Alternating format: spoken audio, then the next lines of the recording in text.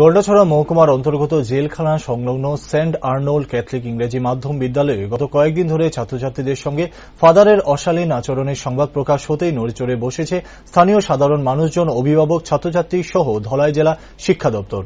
গড়াছড়া মহকুমার শিক্ষা দপ্তরের বিদ্যালয় পরিদর্শক থইসা মক শনিবার সংবাদ মাধ্যমে প্রতিনিধিকে জানান, শুক্রবার প্রাথমিক তদন্তে ওই ইংলিশ মিডিয়াম স্কুলে ফাদার কর্তৃক ছাত্রছাত্রীদের সঙ্গে যে অশালীন আচরণ করা হয়েছে তার সত্যতা পাওয়া গিয়েছে। জেলা শিক্ষা দপ্তরের অধিকর্তার নির্দেশে সোমবার উক্ত ঘটনার সরজমিনে তদন্ত করতে একটি বিশেষ টিম সেন্ট আর্নল্ড ইংরেজি মাধ্যম বিদ্যালয়ে যাবে তদন্ত করতে। সেই তদন্ত রিপোর্ট পাঠানো হবে জেলা শিক্ষা দপ্তরে। ওই রিপোর্ট অনুযায়ী ব্যবস্থা গ্রহণ করবে শিক্ষা দপ্তর। গত 12 তারিখে গন্ডাছড়া অবস্থিত saint Arnold high school private management school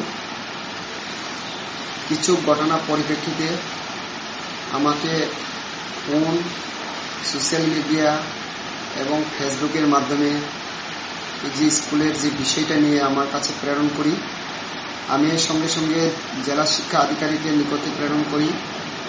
ইতিমধ্যে আমি জেলা শিক্ষা আধিকারিক থেকে এইমাত্র টেলিফোনের মাধ্যমে ওনার যে ভার্বালি ইনস্ট্রাকশন পেয়েছে, আগামী সোমবার বিদ্যালয়ে যাওয়ার এবং সত্যতা যাচাই করার জন্য, সেই সত্যতা যাচাই করার জন্য আমরা আমাদের তরফ থেকে শিক্ষা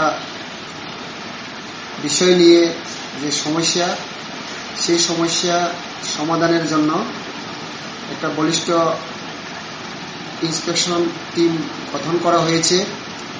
আমরা আগামী সোমবারে সেখানে যাব, অভিভাবকের সঙ্গে কথা বলবো, ছাত্রছাত্রীর সঙ্গে কথা বলবো, স্কুলের শিক্ষক শিক্ষিকাদের সঙ্গে আমি কথা বলবো এবং বিদ্যালয়ে অধ্যক্ষ মহোদয়ের সঙ্গে কথা বলবো।